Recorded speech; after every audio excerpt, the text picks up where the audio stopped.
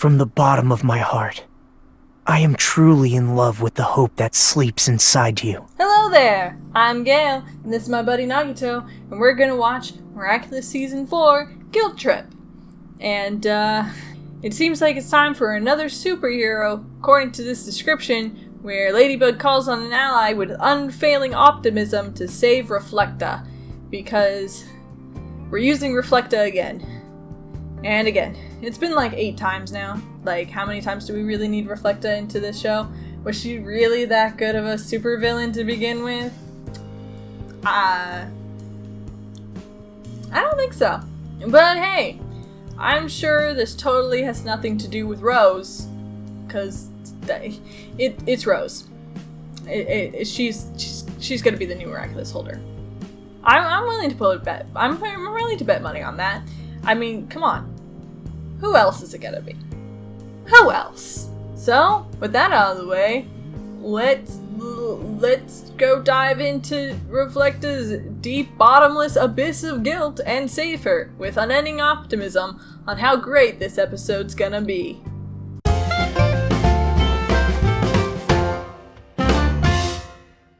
So that was Miraculous, Tales of Unending Positivity, and how just thinking good thoughts will defeat evil.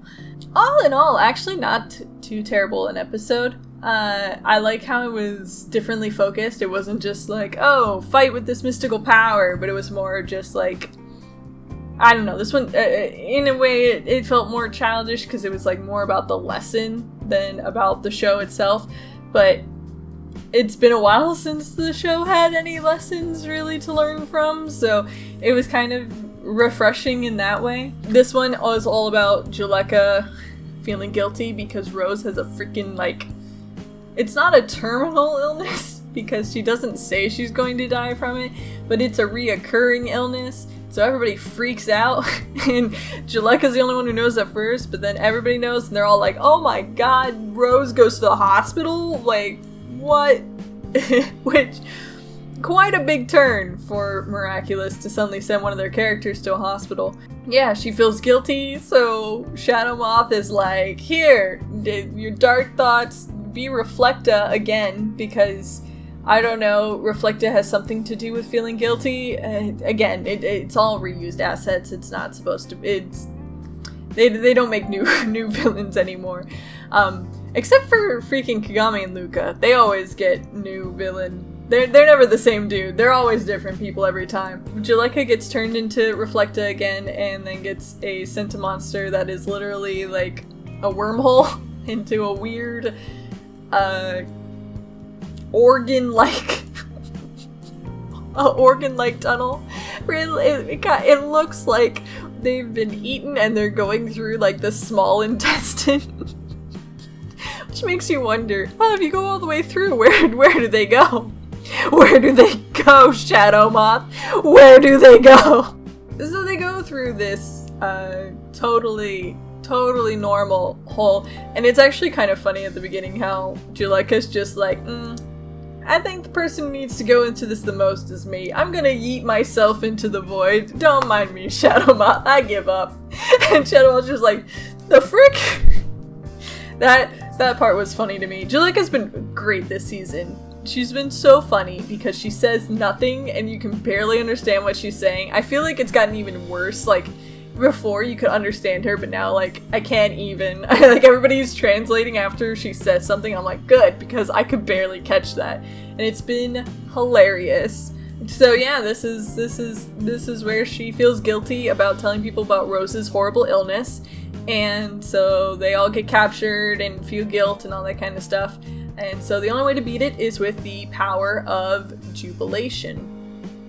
And the power of jubilation is just, I guess, seeing your greatest wish, and that cures her of everything. It's kind of, again, it's more of like a messagey thing instead of a actual solution, because the actual solution would probably be closer to taking the Akuma out of Reflecta and then using the Horse Miraculous to kind of warp out of this area, because it'd be infinitely easier to just warp out instead of trying to go against this breathing tubular organism. God, they all got eaten. They all got bored. They all got bored. Yeah, Rose turns into Pig Ella, which is even worse than Vesperia in terms of names, not going to lie.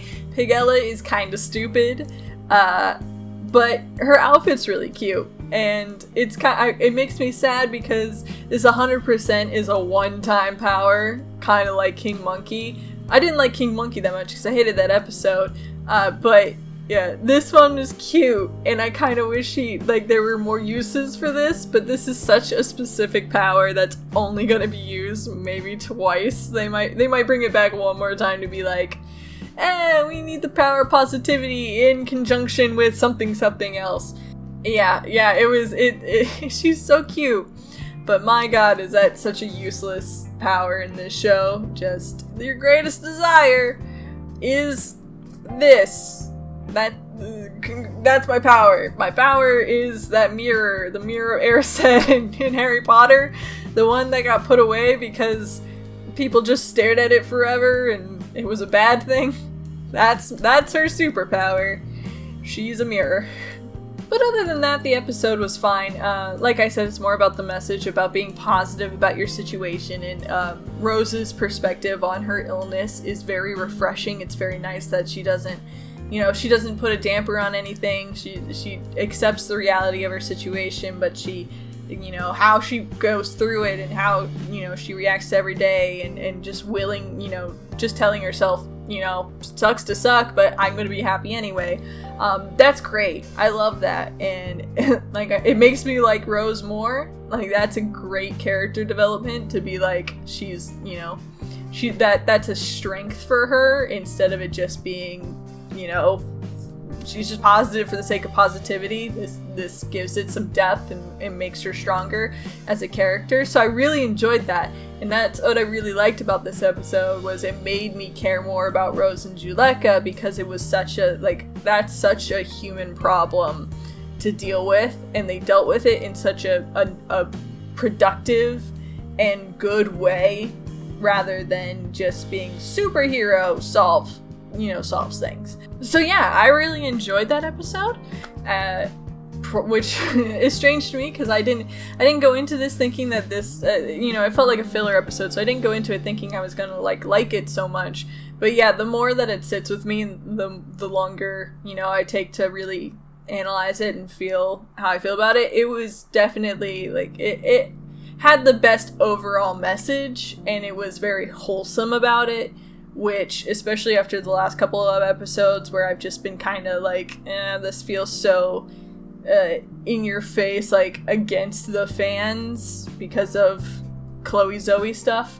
This definitely feels more warm and fuzzy and what I would expect more from Miraculous, just nice tone.